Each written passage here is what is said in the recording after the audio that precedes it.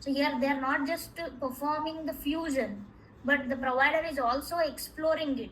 Okay, spinal fusion exploration. So fusion was explored and then stabilized with the application of anterior instrumentation placed from C3 to C5. Which code would use to report these procedures? So please check and type your answer.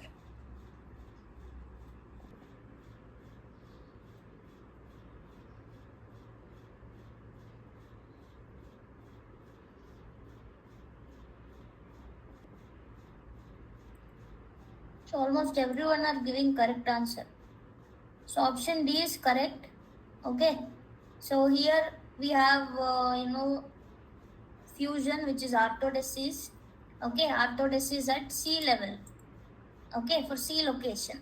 And then you have the instrumentation, which is anterior instrumentation. And the new procedure here we got is spinal exploration. Okay, fusion was explored. So the exploration of spinal fusion. Okay, so this is your new procedure here. So this is a correct code. And you can also see the coding guideline. When exploration is reported in conjunction with other definitive procedure, including orthodesis and decompression, append modifier 51 to 22830. Okay, they are only mentioning for which code you have to use 51. They are specifying here.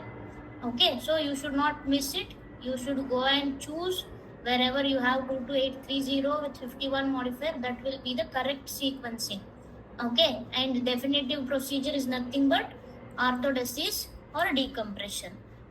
Okay, because these are the primary procedure. They cannot say like with a spinal instrumentation. Instrumentation is an add-on code. But when you say definitive, you are going to utilize the primary code of the particular concept subsection. Okay, decompression is one definitive procedure. Same way, orthodesis is one more definitive procedure. Okay, so here we have used 51 to 22830. And coming back to the option, so you can see here, option D has all the correct sequence. So you can select the answer as option D.